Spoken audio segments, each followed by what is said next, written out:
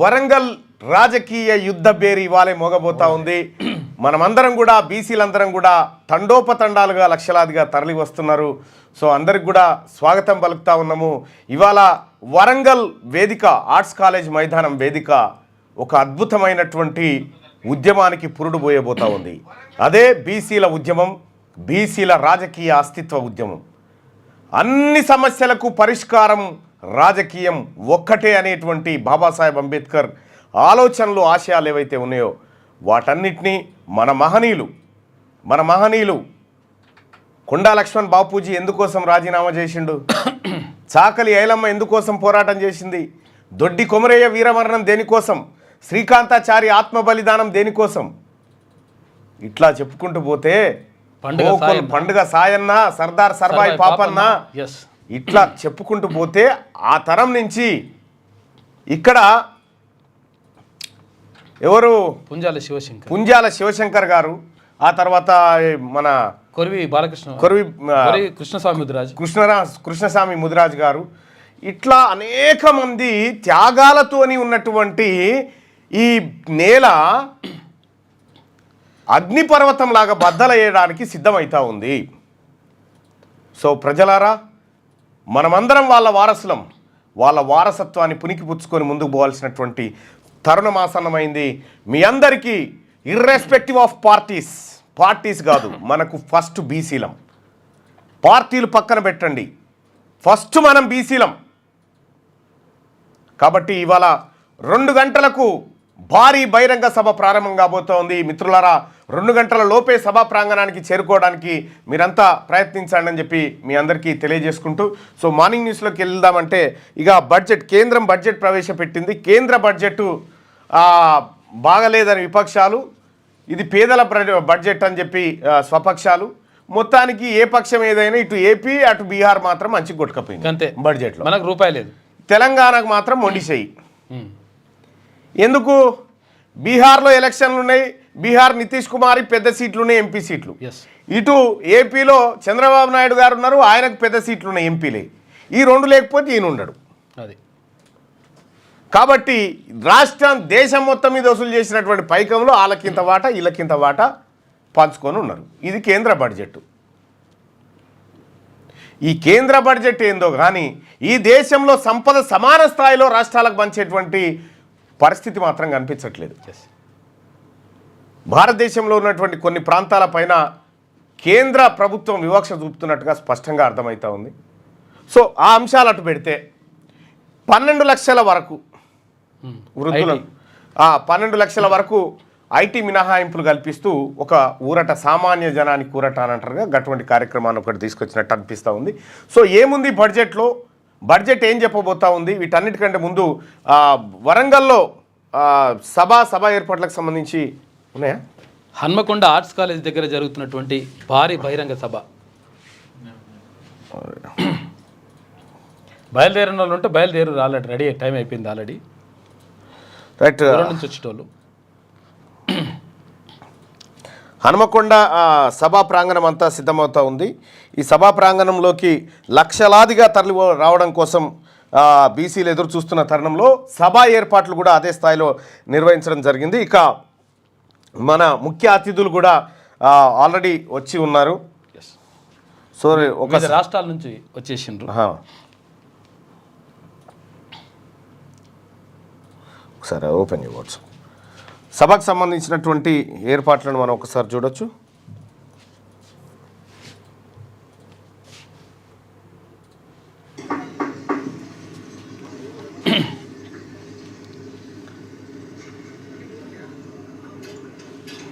భారీ ఏర్పాట్లు మొత్తం, అంటే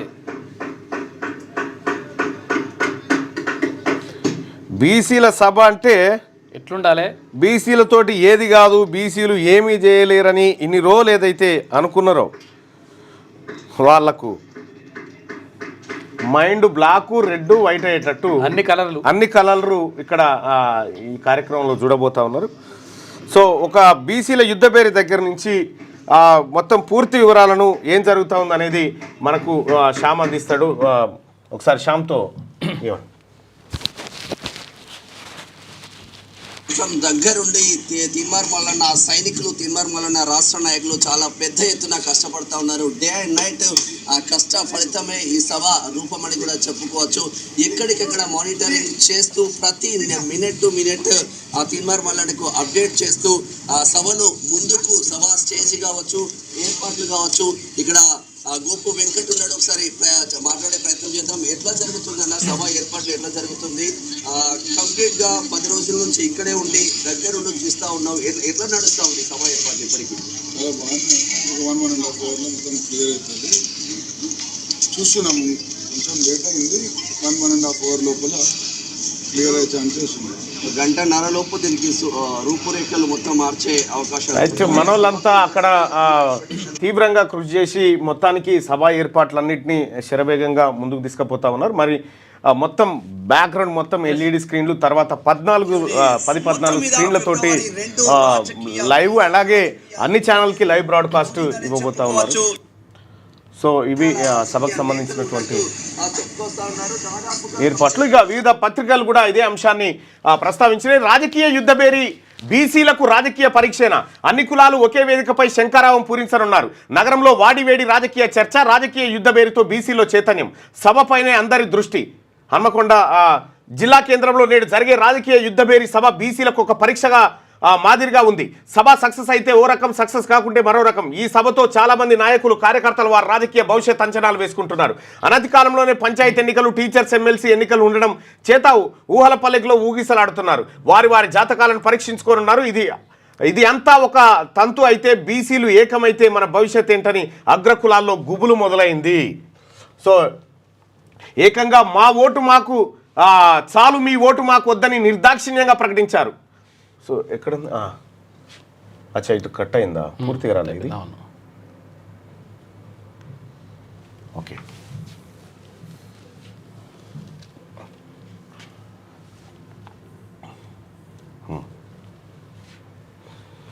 ఏకంగా మా ఓటు మాకు చాలు, మీ ఓటు మాకు వద్దు అని నిర్దాక్షిణ్యంగా ప్రకటించారు. దీంతో అగ్రకులాల్లో కొంత మేధోమదనం ప్రారంభమైంది. ఒక తెలంగాణ రాష్ట్రం నుండే కాకుండా పక్క రాష్ట్రాల నుండి ముఖ్య అతిథులు, ఎంపీలు పాల్గొనడం సభకు ప్రాధాన్యత నెలకొంది.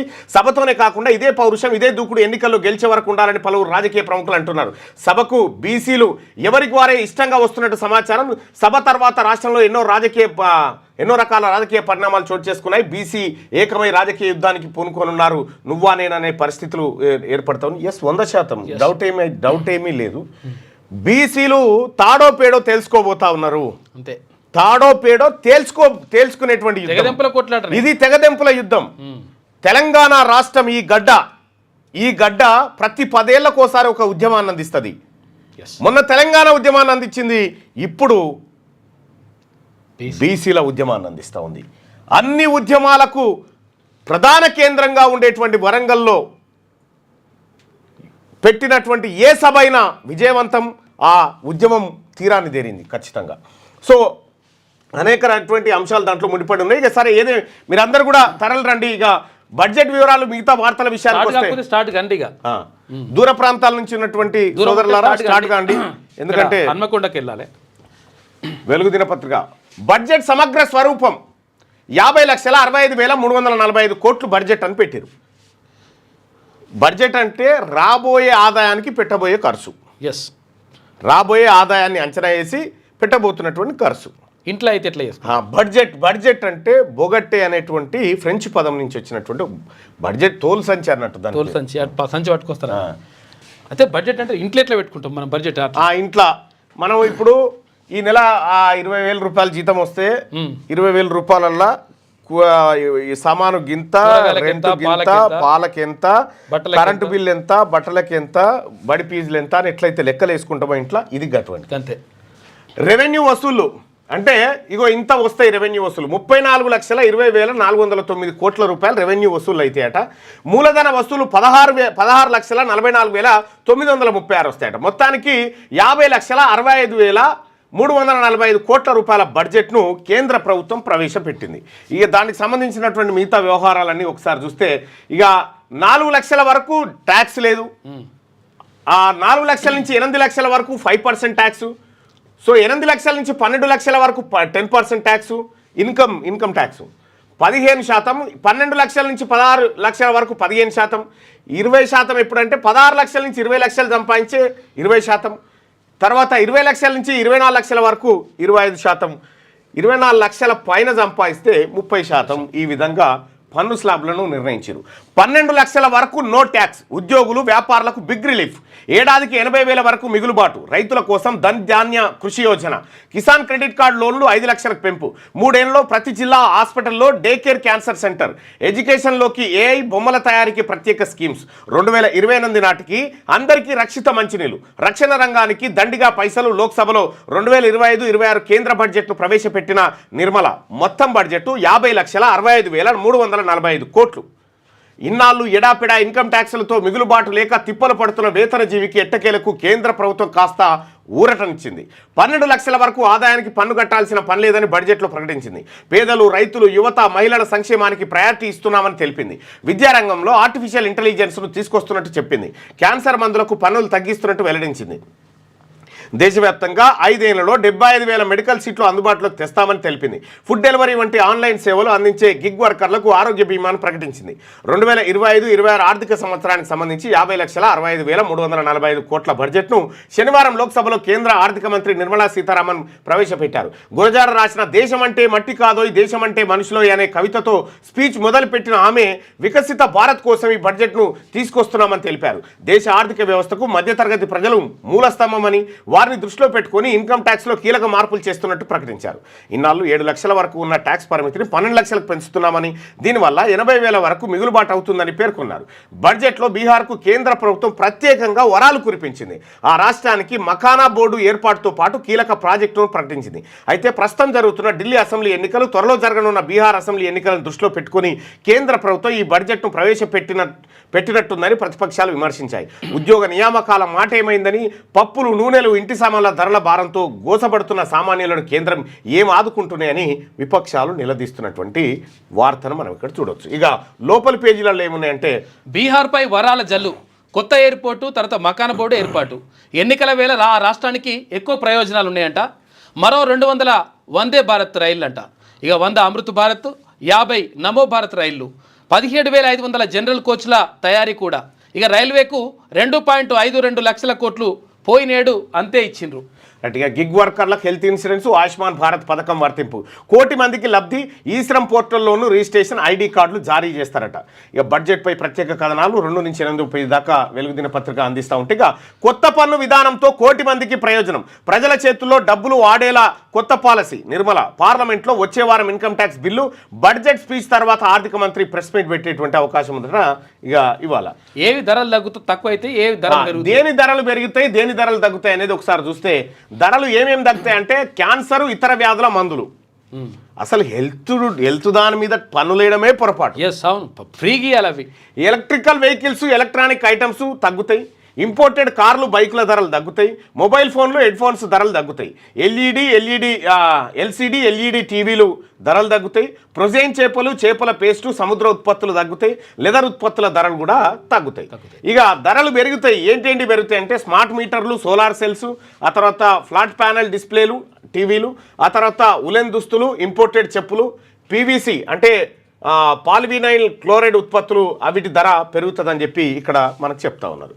ఇక నరేంద్ర మోడీ గారు ఈ బడ్జెట్ పైన ఆయన ఏమంటారంటే, ఇది ప్రజా బడ్జెట్, 140 కోట్ల భారతీయుల ఆకాంక్షలు నెరవేరుస్తుందని చెప్పి ప్రధాని నరేంద్ర మోడీ గారు చెప్తా ఉంటే, సామాన్యుల జేబులు నింపడం పైనే మా దృష్టి, పన్ను చెల్లింపుల రూపంలో భారీ ఊరట ఇచ్చినాం, వచ్చే వారం బిల్లు పెట్టి ట్యాక్స్ విధానాన్ని సులభతరం చేస్తాం, అణుఇంధన రంగంలో పెట్టుబడులకు తలుపులు తెరిచాం, యువతకు ఉపాధి అవకాశాలు మెరుగుపడతాయని నరేంద్ర మోడీ గారు వ్యాఖ్యానిస్తే, విపక్ష నేత రాహుల్ గాంధీ గారు బుల్లెట్ గాయాలకు బ్యాండేజ్ ట్రీట్మెంట్, కేంద్ర బడ్జెట్పై రాహుల్ గాంధీ అసంతృప్తి, కేంద్ర బడ్జెట్పై కాంగ్రెస్ అగ్రనేత లోక్సభ ప్రతిపక్ష నేత రాహుల్ గాంధీ అసంతృప్తి వ్యక్తం చేశారు. కేంద్ర బడ్జెట్ 2025 బుల్లెట్ గాయాలకు బ్యాండేజ్ ట్రీట్మెంట్ లాంటిది అని విమర్శించారు. ఈ మేరకు శనివారం ఆయన ట్విట్టర్లో ఒక పోస్ట్ చేసిండు. బుల్లెట్ గాయాలకు బ్యాండేజ్ ట్రీట్మెంట్, బుల్లెట్తో కాల్చి బ్యాండేడ్ వేసినట్టు, ఇట్లా బ్యాండేడ్ వేసినట్టు.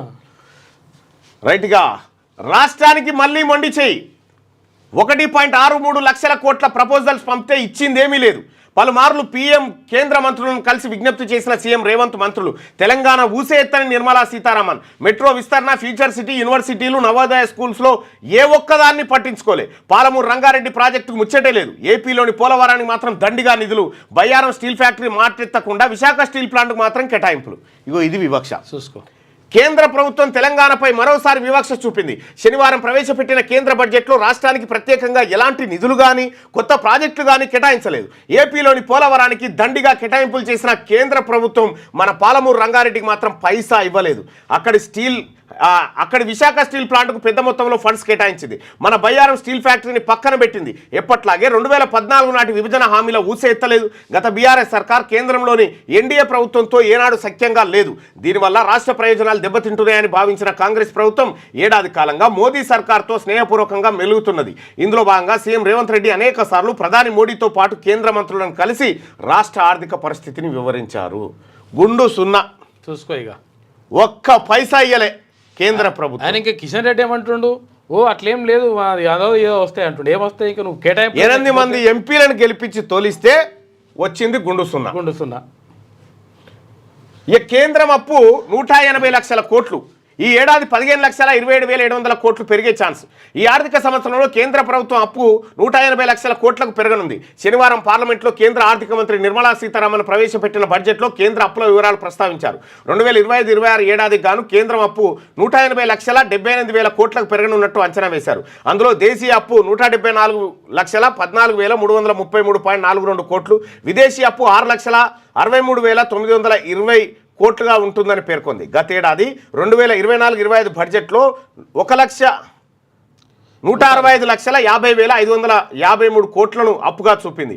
అందులో దేశీయ అప్పు కింద 159 లక్షల కోట్లు కాగా విదేశీ అప్పు 6,18,000 కోట్లు అని చెప్పి చూపించింది. అంటే ఈ ఏడాది 15,27,700 కోట్ల అప్పు పెరగనున్నట్టుగా కేంద్రం అంచనా వేసింది. అయితే అప్పు తీసుకొస్తారట 15 లక్షల కోట్ల రూపాయలు కేంద్ర ప్రభుత్వం. ఇక ఈ బడ్జెట్ పైన సామాన్యం ఇది పేదల బడ్జెట్. మాది ఎప్పట్లాగే ఈసారి కూడా మన బడ్జెట్ అయినట. చెట్టు కింద కూర్చొని అనుకుంటారు మన బడ్జెట్ కానీ మనకేం లేదు.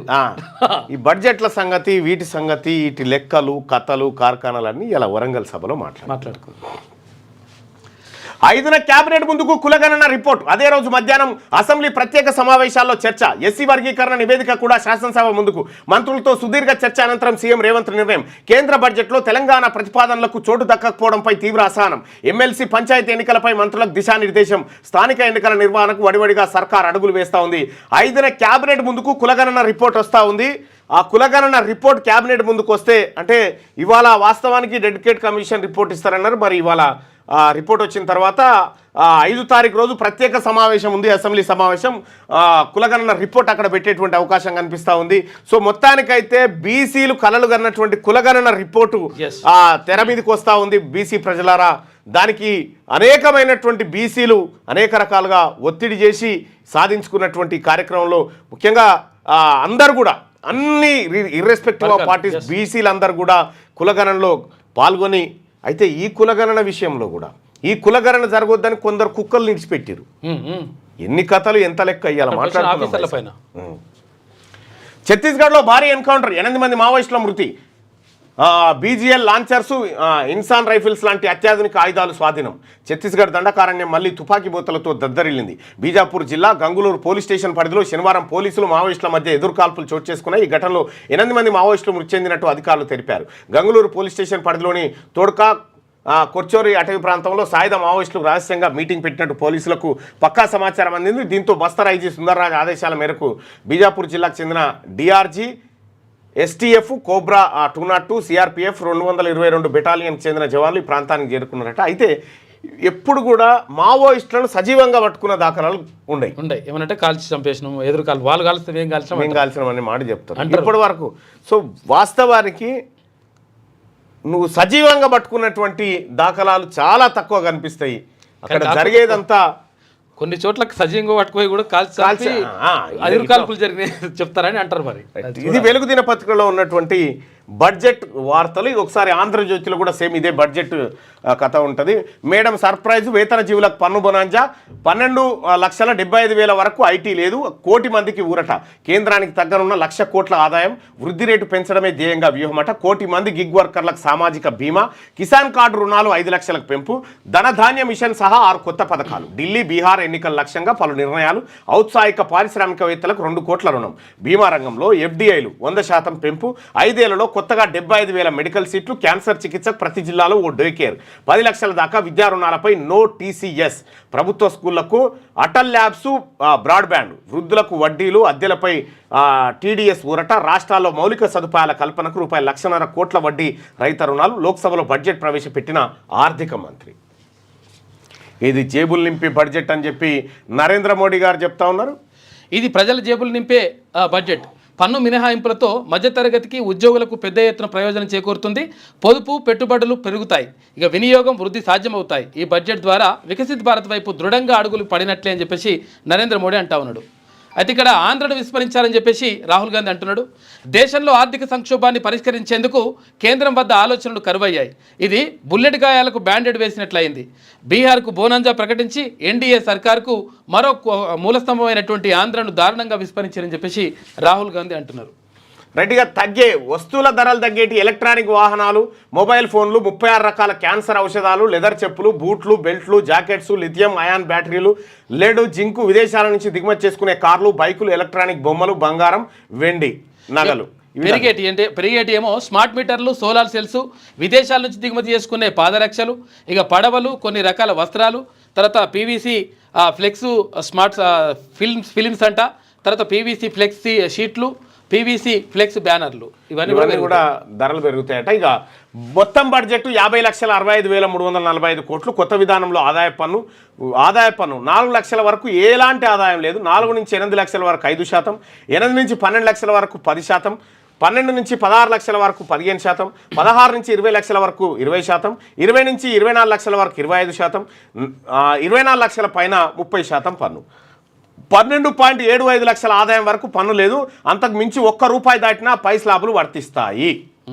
సో ఇది లెక్క. పాతదా కొత్తదా? పాత విధానం. స్థూల ఆదాయం 14 లక్షలు, 80 CD తరహా రాయితీలు 4 లక్షలు, 50,000 స్టాండర్డ్ డిడక్షన్ పోగా. ఇవి లెక్కలు. ఇది కొత్త విధానం, ఇది పాత విధానం. ఆదాయం 14 లక్షలు ఉందనుకో, డిడక్షన్ ఏం లేదు. 75,000 స్టాండర్డ్ డిడక్షన్ పోగా 13.25 లక్షలు. దీనిపై ఐటీ 78,750, ఆరోగ్య విద్యా సెస్సు 3,150. మొత్తం పన్ను 81,900 రూపాయలు కాబోతోంది. ఒకవేళ 14 లక్షల రూపాయలు సంపాదిస్తే 81,000 రూపాయలు పన్ను కట్టాలి.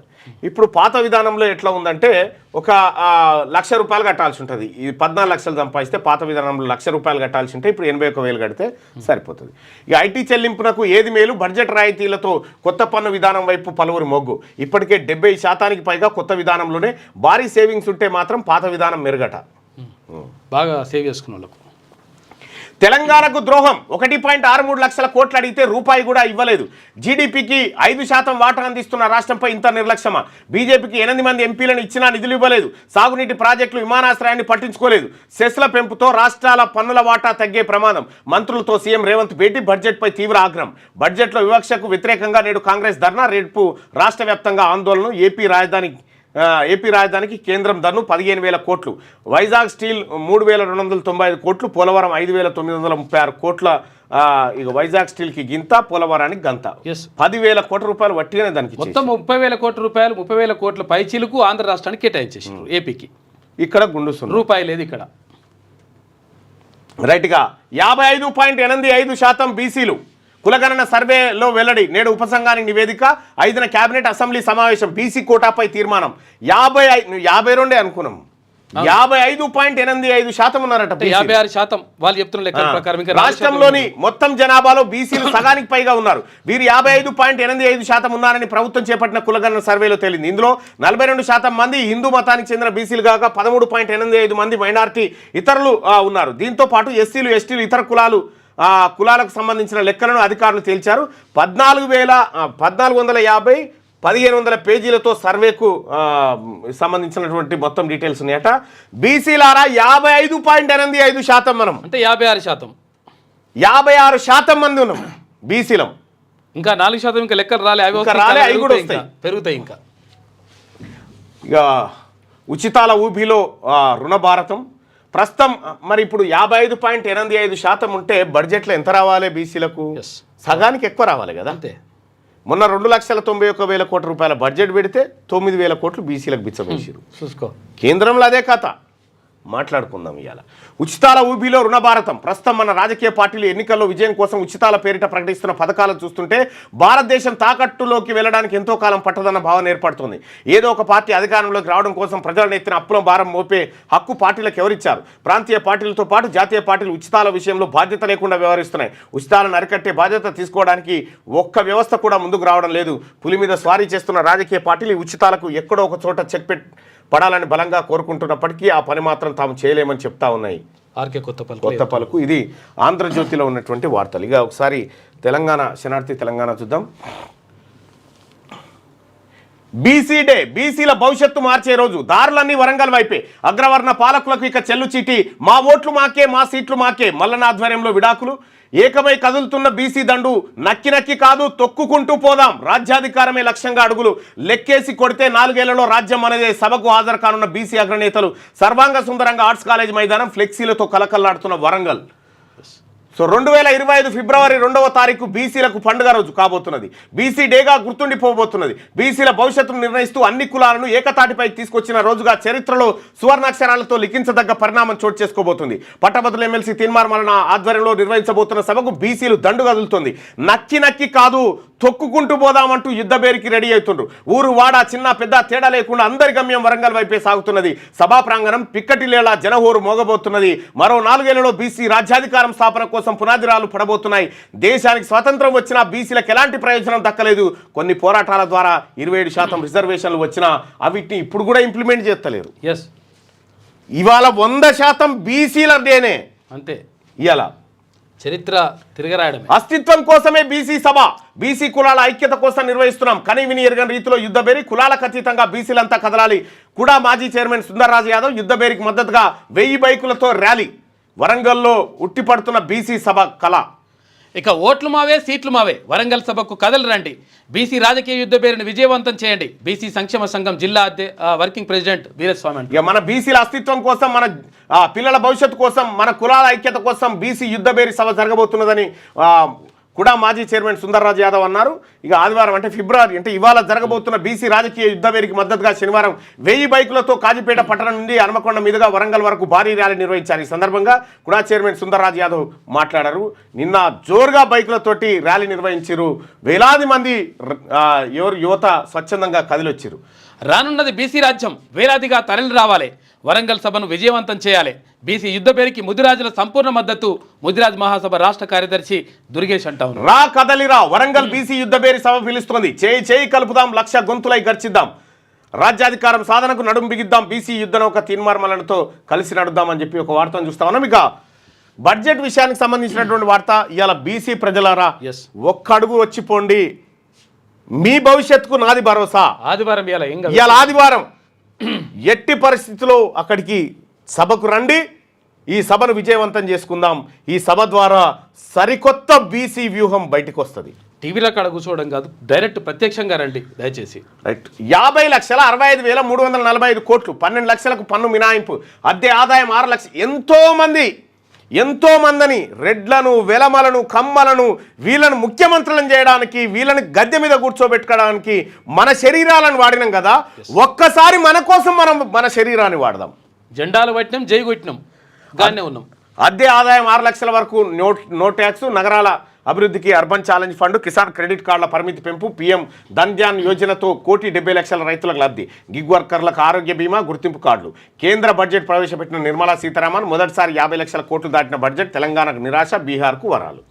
ఇది ప్రజా బడ్జెట్ 140 కోట్ల మంది జేబులు ఆ నింపే ప్రజలలో బడ్జెట్ వారి తెలంగాణలో ఉన్నారా లేరా? లేరు.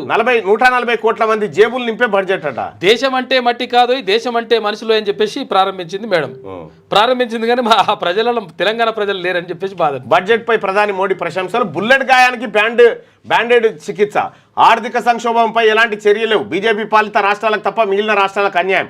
దేశ ప్రజలకు ఎన్డీఏ ప్రభుత్వం మొండి చేయి. కేంద్ర బడ్జెట్పై రాహుల్ గాంధీ సెటైర్లు. ఇక బడ్జెట్ ఎఫెక్టు షేర్ మార్కెట్లు డమాల్. లాభాలతో మార్కెట్లు ప్రారంభం. ఆర్థిక మంత్రి ప్రసంగం పూర్తయ్యేలోపే నష్టాలు శురువైనట.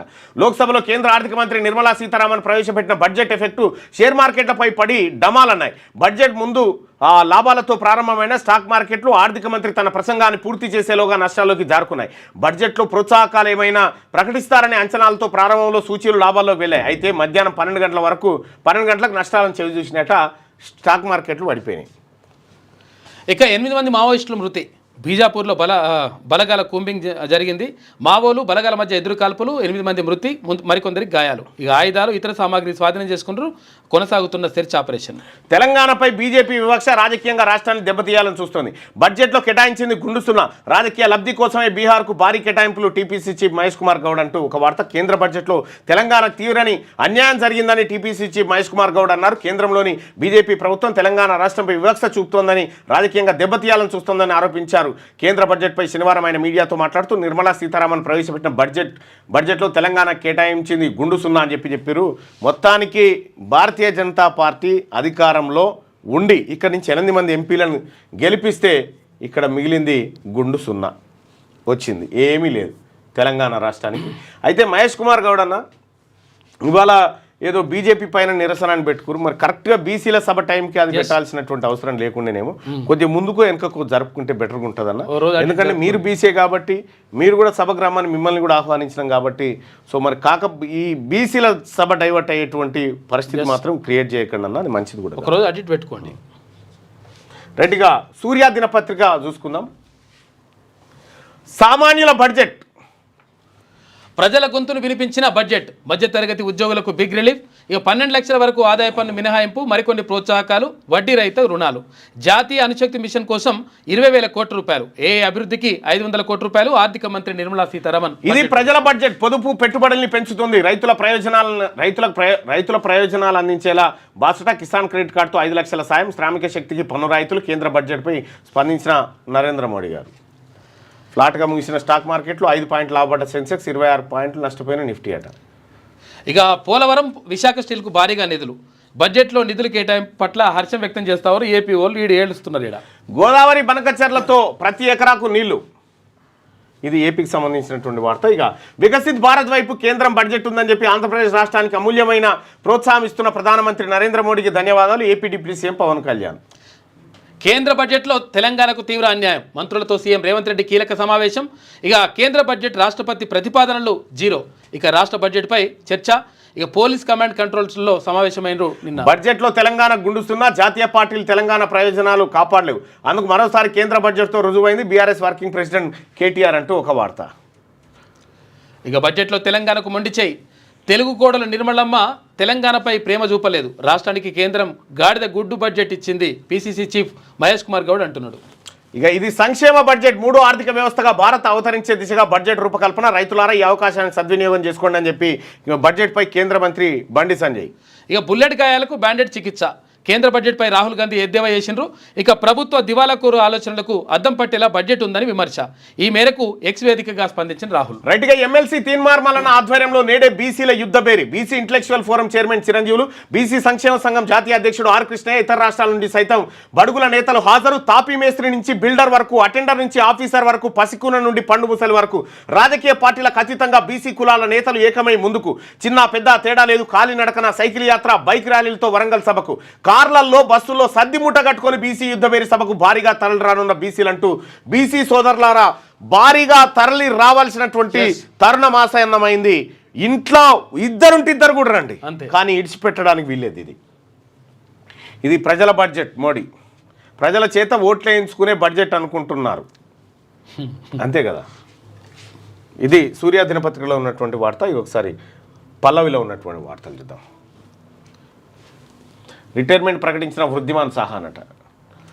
12 లక్షల వరకు నో ట్యాక్స్. వేతన జీవులకు కేంద్ర సర్కార్ భారీ ఊరట. 12 లక్షల వేతనం ఉన్న వారికి పన్ను రూపంలో 80,000 ఆదా. సంచలన ప్రకటన చేసిన ఆర్థిక శాఖ మంత్రి నిర్మలా సీతారామన్ 50,65,345 కోట్లతో బడ్జెట్. రక్షణ శాఖకు భారీ కేటాయింపులు. The power of rising middle class పేరుతో బడ్జెట్.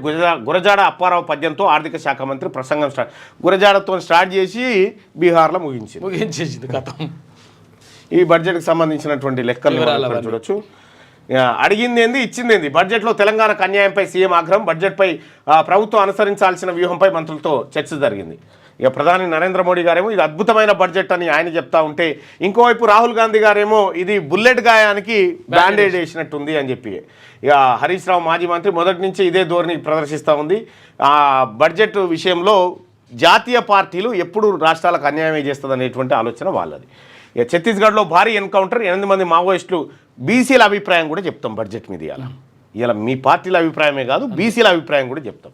ఛత్తీస్గఢ్లో భారీ ఎన్కౌంటర్. 8 మంది మావోయిస్టులు మృతుల సంఖ్య పెరిగే అవకాశం ఉంది. జనగణన ఈ ఏడాది నేను మావోయిస్టు సోదరులకు చెప్తా ఉన్నా, అది బంద్ చేయండి. బీసీ ఉద్యమం స్టార్ట్ అయింది. మీరు ఇటువైపుకు రండి. తుపాకులు గిపాకులు వదిలిపెట్టి ఇక్కడ రండి. అసలు పోరాటం ఇక్కడ నడుస్తూ ఉంది. ఎందుకు ప్రాణాలు కూడా కొట్టుకుంటారు అక్కడ? జనగణన ఈ ఏడాది లేనట్టేనా? జనాభా లెక్కల ప్రక్రియకు 574 కోట్ల కేటాయింపు. దీన్ని పరిగణలోకి తీసుకుంటే 2025లోనూ లేనట్లే. 2021లో జనాభా లెక్కల కోసం 2019లో 8,754 కోట్లతో ప్రతిపాదనలకు ఆమోదం తెలిపారు. ఇప్పటి వరకు అది అట్లే ఉంది.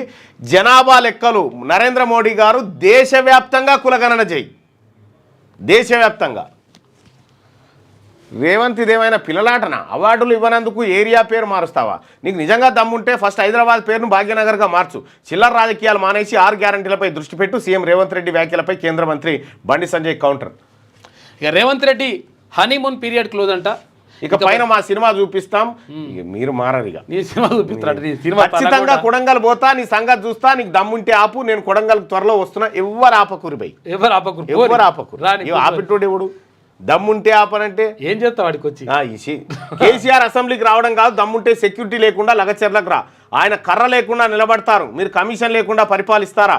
కేసీఆర్ కొడితే ఎట్లుంటుందో నీ పాత గురువును ఓసారి అడుగు. సీఎం రేవంత్ రెడ్డిపై మాజీ మంత్రి కేటీఆర్ హాట్ కామెంట్ చేసిండట. వాడు ఇవ్వని భుజాలు వాడు ఎగిరేసుకుంటుడు. మీ 55% బీసీలం పిచ్చోలమా? మీ 0.5% లేని మీరు కీసులాటనా? మీది ఎంతున్నారా మీరు రాష్ట్రంలో? తిప్పి కొడితే 1,00,000 మంది లేరు. మీరు 5 పైసల మందం లేదు. ఈ 0.5% ఉన్నోడే లేచి కొడితే ఎట్లుంటుందో, 60% ఉన్నోడు కొడితే ఎట్లుంటుందో మరి. ఇప్పుడు ఏకాన లేరు అన్నట్టు. ఏకాన మందం లేనోడు ఎగిరెగిరి కొడతాన వచ్చే 60% ఉన్న బీసీలను కొడితే ఎట్లుంటారు బిడ్డ? మీరు ఉంటారా? దిమ్మ తిరిగి మండలికి పంపండి. ప్రతిపక్ష ఎమ్మెల్సీగా ప్రభుత్వంతో కొట్లాడతా. టీచర్ల సమస్యలు పరిష్కరించే బాధ్యత నాదే. బీజేపీ ఎమ్మెల్సీ అభ్యర్థి మల్కా కుమరే. కామారెడ్డిలో బీజేపీ ముఖ్య నాయకులతో భేటీ అంటూ ఒక్క బీసీకి టికెట్ ఇచ్చింది. 2 టికెట్లు రెడ్లకు ఇచ్చింది. సో మేము క్లియర్గా చెప్తా ఉన్నాం, ఈ ఎమ్మెల్సీ యుద్ధం బీసీలకు వర్సెస్ బీఫామ్లకు మధ్య జరుగుతున్న యుద్ధం. ఒకవేళ బీఫామ్లు బీసీల దగ్గర ఉంటే వాళ్ళు బీసీల అభ్యర్థులే. బీఫామ్లు రెడ్ల దగ్గర ఉండి ఓట్లు మా దగ్గర ఉంటే ఇది బీఫామ్లకు బీసీలకు మధ్య యుద్ధమే. ఇవాళ చేస్తాం ఆ పని. రైట్ కాదు. టీచర్ల సంఘాలు ఉన్నాయి కదా. టీచర్ల సంఘాలకి ఏమో ఓట్లు వేసేది ఎవరు అంటే మొత్తం ఫండ్ కేటాయించేది ఎవరు అంటే టీచర్లు ఉంటారు కదా. ఇప్పుడు ఆ సంఘం నడవడానికి ఫండ్ అంతా ఇచ్చేది ఎవరు అంటే బీసీ, ఎస్సీ, ఎస్టీ వీళ్ళు అధ్యక్షుడు శ్రీపాల్ రెడ్డి, జైపాల్ రెడ్డి, ఈ రెడ్డి. మండల అధ్యక్షులు చూసుకోరు సార్. మీ మండల శాఖ అధ్యక్షులు రెడ్డి టీచర్స్ యూనియన్ అది కాదు. జిల్లా అధ్యక్షుని చూడరి, మండల అధ్యక్షుని చూడరి, లేకపోతే రాష్ట్ర అధ్యక్షుని చూడరి. మీరు పైసలు జమ చేస్తే వాళ్ళు కొనుక్కుతా ఉంటే ఎక్కడి కథ? ఎవరి పైసలు అవి? బీసీ తల్లి పాలు దాగిన ఏ ఒక్క బీసీ బిడ్డ కూడా రెడ్లకు ఓటేయడానికి వీళ్ళే. మిడిల్ క్లాస్ పొదుపు మంత్రం, పెట్టుబడుల తంత్రం ఇదే కేంద్ర బడ్జెట్ ఆర్థిక సూత్రం. 1,00,000 జీతం, 0 పన్ను, వేతనజీవి జాక్పట్. 12 లక్షల వరకు ఆదాయ పన్ను నిల్. మధ్యతరగతి గ్రోత్ ఇంజన్. దేశంలో 5 నేషనల్ సెంటర్స్ ఆఫ్ ఎక్సలెన్స్ ఏర్పాటు అంటూ బడ్జెట్కి సంబంధించినటువంటి వార్తల్ని ఇక్కడ మనం రైతులకు అందలం ఎక్కించారు. ఉడాన్ 2కు రెక్కలు. 2,500కే విమాన ప్రయాణం. 120 రూట్లలో కొత్తగా విమానాలు. 88 పోర్ట్లు, ఎయిర్పోర్ట్లకు కనెక్టివిటీ. మరో 698 రూట్లు ఆపరేషనల్ ఆపరేషనలైజేషన్ అట. ఓకే, ఈశాన్య రాష్ట్రాలకు అనుసంధానం, హెల్త్ కేర్కు పెద్దపీట వేసిరంట ఒక వార్త. ఇక రూపాయి రాకడెట్లా, రూపాయి పోకడెట్లా అని చెప్పి ఇక్కడ లెక్కలు ఉన్నాయి. ఇక ఇది పీపుల్స్ బడ్జెట్ అని నరేంద్ర మోడీ గారు, బుల్లెట్ గాయాలకు బ్యాండెడ్ చికిత్స అని వీళ్ళు, బీహార్ ఎలక్షన్ బడ్జెట్ అని చెప్పి తృణమూల్ కాంగ్రెస్. రాష్ట్రానికి మొండి చేయి, జీడీపీలో 5% వాటా ఉన్న తెలంగాణకు అన్యాయం, రాష్ట్రం నుంచి కేంద్రానికి 26,000 కోట్లు, గతం కన్నా 12% పెరుగుదల, రాజకీయ కారణాలతో చిన్నచూపు, సీఎం రేవంత్తో సమావేశం అనంతరం మీడియాతో 4 మంత్రులు, సీఎం రేవంత్ సుదీర్ఘ సమీక్ష అనంతరం మంత్రి శ్రీధర్ బాబు. గజ్జుడు రఘు ఎప్పట్లాగే తెలంగాణకు భారీ లబ్ధి అట. నీ లబ్ధి సలగకుండా రూపాయి తీయకుండా లబ్ధి అంటారు. ఇది దేశ బడ్జెట్, రాష్ట్ర బడ్జెట్ కాదు, సహకార సమాఖ్య మరింత బలోపేతం, మధ్యతరగతి వారికి ఉపశమనం, కేంద్ర మంత్రి కిషన్ రెడ్డి స్పష్టం చేశారు. రూపాయి తీయకుండా భారీ లబ్ధి అంటుంటే ఇట్లే ఏమంటారు? సరే, దీని గురించి మనం చాలా మంచిగా మాట్లాడుకునేది ఉంది. అక్కడ ఉన్నదా? తెలంగాణ ఊసేలేదు, బీజేపీ కాంగ్రెస్ విఫలం, 16 మంది ఎంపీలున్న నిష్ప్రయోజనం, జాతీయ పార్టీలకు చిన్న చూపు, కేంద్రంతో రేవంత్ చీకటి ఒప్పందం, బీఆర్ఎస్ వర్కింగ్ ప్రెసిడెంట్ కేటీఆర్ అంటా ఉన్నాడు. ఈ ఊరి పేరు లేని వాళ్ళ ముచ్చట మనకి అదే ఇప్పటిదాకా చేసి. ఒకసారి ఈనాడు పత్రికలో ఉన్నటువంటి వార్తలు చూద్దాం. వికసిత భారత్ లక్ష్యం, వృద్ధికి ఊతం, స్వల్పకాలిక దీర్ఘకాల లక్ష్యాల దిశలో కేంద్ర బడ్జెట్, తొలిసారి 50 లక్షల కోట్లు దాటిన నిర్మలమ్మ పద్దు, పరిమితుల మధ్యనే అందరినీ మెప్పించే యత్నం, 60 ఏళ్లు దాటిన వారికి బ్యాంకు వడ్డీపై పన్ను మినహాయింపు, ఎన్నికలు జరగబోయే బీహార్కు పెద్దపీట వేసిరు, వేతన జీవులకు ఐటీ పార్టీ, 12 లక్షల వరకు ఆదాయ పన్ను లేదు, 75,000 ప్రామాణిక తగ్గింపు లభిస్తుంది, 2025-26 ఆర్థిక సంవత్సరం నుంచి వర్తింపు, కొత్త పన్ను విధానంలో స్లాబుల సవరణ, మధ్యతరగతికి పెద్ద ఉపశమనం, పాత పన్ను విధానంలో మార్పు లేదు, బడ్జెట్లో ప్రతిపాదించిన ఆర్థిక మంత్రి నిర్మలా సీతారామన్. ఇక వార్షిక ఆదాయం 12 లక్షలకు మించితే ఆదాయ పన్ను స్లాబులు ఈ విధంగా ఉంటాయి.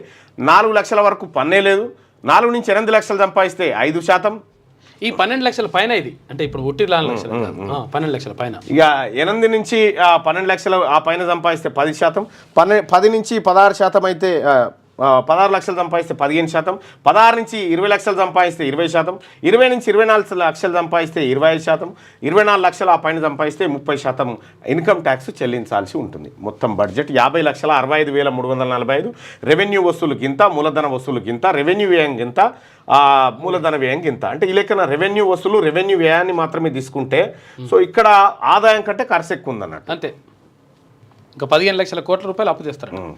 ఇక తెలంగాణపై తీవ్ర వివక్ష, ఉప ముఖ్యమంత్రి భట్టి మండిపాటు, ఇక భాజపాను రాష్ట్ర ప్రజలు క్షమించారని చెప్పేసి ఉత్తమ్ శ్రీధర్ బాబు అంటున్నారు. నిరసనగా ఇవాళ పీసీసీ ధర్నాలున్నాయి. ఇక 140 కోట్ల మంది ప్రజల ఆశలు నెరవేర్చే పద్ధతి అని చెప్పేసి ప్రధానమంత్రి అంటుండు. ఎలా ముందుకెళ్దాం, కేంద్ర బడ్జెట్లో రాష్ట్రానికి తీవ్ర అన్యాయం, 2024-25 రాష్ట్ర బడ్జెట్ అంచనా కంటే తగ్గేలా ఉంది, ముఖ్యమంత్రి రేవంత్ రెడ్డి మంత్రుల సుదీర్ఘ భేటీ, పార్టీ పరిస్థితి, కొందరు ఎమ్మెల్యేల పనితీరుపైన చర్చ జరిగిందట. కేంద్ర బడ్జెట్లో రాష్ట్రానికి ఏమి ఇవ్వలేదు, తీవ్ర అన్యాయం జరిగింది, మరోవైపు రాష్ట్ర బడ్జెట్ అంచనా కంటే తగ్గేలా ఉంది. ఈ నేపథ్యంలో వచ్చే 2 నెలల్లో ఉన్న నిధులను ఖర్చు చేయడంలో ప్రాధాన్యాలను నిర్ణయించుకొని ముందుకెళ్లాలి అని పలువురు మంత్రులు సూచించినట్టు తెలిసింది. సమగ్ర కుటుంబ సర్వే, కులగణన, ఎస్సీ వర్గీకరణ, బీసీ రిజర్వేషన్తో పాటు కేంద్ర బడ్జెట్, రాష్ట్ర బడ్జెట్ తదితర అంశాలపై ముఖ్యమంత్రి రేవంత్ రెడ్డి మంత్రులు చర్చించినట్టు విశ్వసనీయ వర్గాల ద్వారా తెలిసింది. కమాండ్ కంట్రోల్ సెంటర్లో ముఖ్యమంత్రి రేవంత్ రెడ్డి మంత్రివర్గ సహచరులతో శనివారం సమావేశమై సుదీర్ఘంగా చర్చించారు. సుమారు 8 గంటలకు పైగా జరిగిన ఈ సమావేశంలో మంత్రులందరూ పాల్గొన్నారు. రాష్ట్రంలో పార్టీ పరిస్థితి, కొందరు ఎమ్మెల్యేల పనితీరు తదితర అంశాలపై కూడా చర్చించినట్టుగా సమాచారం అంతా ఉంది. ఇక పాతవి రావు, కొత్తవి లేవు, బడ్జెట్లో రాష్ట్రానికి మళ్లీ నిరాశే, రాష్ట్ర ప్రభుత్వ విన్నపాలు గాలికి, ప్రాధాన్య ప్రాజెక్టులకు రిక్తహస్తం, అంటే ఉట్టి చేతులు అన్నట్టు రిక్తహస్తం అని రాసిన ఆయన. హైదరాబాద్ లో కాల్పుల కలకలం, పాత నేరస్తుడిని పట్టుకోవడానికి వెళ్లిన పోలీసులపై కాల్పులు, హెడ్ కానిస్టేబుల్ కాలిలోకి దూసుకెళ్లిన తూట, నిందితుడు పట్టివేతనట. నిందితుడు ప్రభాకర్, బత్తుల ప్రభాకర్ని అరెస్ట్ చేశారు. అరెస్ట్ చేసినంటే బౌన్సర్లు వాళ్ళు కలిసి పట్టుకున్నారు. 2 తుపాకులు, 23 బుల్లెట్లు దొరికినాయట ఆయన దగ్గర. అలియాస్ రాహుల్ రెడ్డి అట ఆయన పేరు, చిత్తూరు జిల్లా. పశ్చిమ బస్తర్లో ఎదురు కాల్పులు, 8 మంది మావోయిస్టులు మృతి. ఛత్తీస్గఢ్ దండకారణ్యం తుపాకుల మోతాలతో దద్దరిల్లుతూనే ఉంది. బీజాపూర్ జిల్లాలో శనివారం జరిగిన ఎదురు కాల్పుల్లో 8 మంది మావోయిస్టులు మృతి చెందారు, 2 జవాన్లు గాయపడ్డారు. పశ్చిమ బస్తర్ అడవుల్లో పెద్ద సంఖ్యలో మావోయిస్టులు ఉన్నారన్న నిఘా వర్గాల సమాచారంతో బీజాపూర్ నుంచి DRG, CRPF, cobra unit, STF బలగాలు శుక్రవారం సంయుక్తంగా గాలింపు చేపట్టాయి. గంగులూరు పోలీస్ స్టేషన్లో పరిధిలోని తోడ్క అడవుల్లో శనివారం. ఇక్కడ నేను బీసీలకు కూడా చెప్తా ఉన్నా, ఇక్కడ డిఆర్జీ ఇదో విభాగం, సిఆర్పిఎఫ్ అదో విభాగం, కోబ్రా యూనిట్ ఇదో విభాగం, ఎస్టీఎఫ్ బలగాలు ఇదో విభాగం. ఇవన్నీ బలగాలు ఒక్కటయ్యి మావోయిస్టులను నేరేస్తూ ఉన్నాయి. మరి తెలంగాణలో ఉన్నటువంటి బీసీ కులాలు అన్ని ఒక్కటై ఇప్పుడు మన కుర్చీలు పెట్టిన నేరేయాలి కదా, మనం కబ్జాలు పెట్టిన, అది కదా లెక్క. ఇది రాజధానిలో కాల్పుల కలకలం రేగింది. పబ్లో ఉన్న పాత నేరస్తుని అరెస్ట్ చేసేందుకు వెళ్లిన పోలీసులపైకి నిందితుడు కాల్పులు జరిపాడు. గచ్చిబౌలిలోని ప్రిజం పబ్ ఆవరణలో శనివారం ఘటన జరిగింది. పోలీసుల కథనం ప్రకారం చిత్తూరు జిల్లాకు చెందిన బత్తుల ప్రభాకర్ అలియాస్ రాహుల్ రెడ్డి పాత నేరస్తుడు. అతడిపై తెలుగు రాష్ట్రాల్లో 80 వరకు చోరీ కేసులు ఉన్నాయట. 2022 మార్చిలో విచారణ నిమిత్తం ఏపీలోకి వెళ్తే పారిపోయినట్టు దొరికించుకున్నారు. 40 దొంగ కేసులు ఉన్నాయట మన మీద. ఇవి ఈనాడు దినపత్రికలో ఉన్నటువంటి వార్తలు. ఇక ఒకసారి పాపం ఈమె అంగలారుస్తుంది. టక్కరి కాంగ్రెస్ ఉక్కిరి బిక్కిరట. రాష్ట్రాన్ని సంక్షోభంలోకి నెట్టి తాను సుడిగుండంలోకి పోయిందట. ముట్టడిలో చిక్కిన అధికార పార్టీ అట. వంకర టింకర చర్యలతో అసలు మ్యాటర్ ఏంది రాబోయ్, ఏం అసలు అర్థం కాకుండా ఈమెకే అర్థమైతలేదు. ఇలా ఈడ మ్యాటర్ ఏది? అసలు బడ్జెట్ గురించి రాయాల్సింది టక్కర్ పొక్కరి పిక్కరి అని రాసింది. ఉప ఎన్నికలు ఖాయం. పార్టీ ఫిరాయింపులపై ప్రత్యేక దృష్టి సారించిన న్యాయస్థానాలు. త్వరగా నిర్ణయం తీసుకునేలా స్పీకర్పై ఒత్తిడి తెచ్చేలా వ్యాఖ్యలు. సాయత్తిక సమయం అంటే ఎంతో చెప్పాలన్న సుప్రీంకోర్టు నిన్నటి వార్తనే కదా. త్వరలో ఉప ఎన్నికలు ఖాయమట. ఈ ఏడంగొత్తాయి ఉప ఎన్నికలు. వచ్చేది ఉంటే మీ ఆయంలోనే వచ్చి కేసీఆర్ మనం రాజీనామా చేస్తాం. 13 ఇక కేసీఆర్, కేటీఆర్, హరీష్ రావు ఈ ముగ్గురు రాజీనామా చేసి తప్ప ఉప ఎన్నికలు రావు. 13కు చేరిన అసమ్మతి గలాలు. నల్గొండ పాలమూరు తిరుగుబాటు ఎమ్మెల్యేలకు తోడైన మరో ముగ్గురు వరంగల్ శాసనసభ్యులు. వసూళ్ల నేతకు 30% మంత్రిగా నామకరణం. మీడియా ముందు ఇదే పేరుతో పిలవాలని నిర్ణయం. ఆయన మంత్రిగా ఉన్నంత కాలం పేషీలో అడుగు పెట్టబోమంటూ వరంగల్ ఎమ్మెల్యే శపథం. కాంగ్రెస్ పార్టీ కీలక నేతల వద్ద అసంతృప్తుల రహస్య సమావేశం. ఆడియో క్లిప్పింగ్లు. అత్యవసర భేటీలో ఇదే అంశంపై ప్రధాన చర్చనట. 13కు నిన్న చెప్పింది ఈమె. నిన్న చెప్తే ఎమ్మెల్యేలు మీడియా ముందుకు వచ్చి మేమెందుకున్నారా నాయన లేనేలేము అని మాట్లాడారు. చెప్తా ఉంది. ఈమె బాధ ఇది. ఎమ్మెల్యేల తిరుగుబాటుపై కాంగ్రెస్లో కలవరం మోపైందట. ముగ్గురు రైతులు బలవన్మరణం. కొనుగుపూరితో ఉంటే కూడా కాలు పెట్టి తొక్కే రకం ఇది. చంపేసి దిగుబడులు లేక అప్పుల తాళలేక కరీంనగర్ సిద్దిపేట జిల్లాలో ముగ్గురు అన్నదాతలు. మీ ఇద్దరు ఎమ్మెల్యేలు రాజీనామా చేయాలి. సిద్దిపేట ఎమ్మెల్యే, సిరిసిల్ల ఎమ్మెల్యే ఇద్దరు రాజీనామా. నైతిక బాధ్యత వహించారు హరీష్ రావు, తర్వాత కేటీ రామారావు. ఆటో డ్రైవర్ ఆత్మహత్య. గిరాకీ లేక ఆర్థిక ఇబ్బందులు తట్టుకోలేక మంచిర్యాలలో సాయికుమార్ బలవన్మరణం. రోడ్డుకు భూములు ఇవ్వబోమంటూ ఇద్దరు రైతులు ఆత్మహత్య యత్నం. ఇక నా చావుకు కారణం రేవంత్ రెడ్డి తన అన్న అలాగే రాసుకున్నాడంటున్న బిల్డర్ సోదరి. ఆత్మహత్యలకు గల కారణాలపై 8 లేఖలు రాసిండు. హైడ్రాతో బ్యాంకుల లోన్లు వస్తలేవని బాధపడ్డాడు. 5-6 నెలల నుంచి ఆందోళనతోనే కనిపించాడు. మొన్న రాఖీ కడితే బాధపడుకుంటా 1000 ఇచ్చిండట.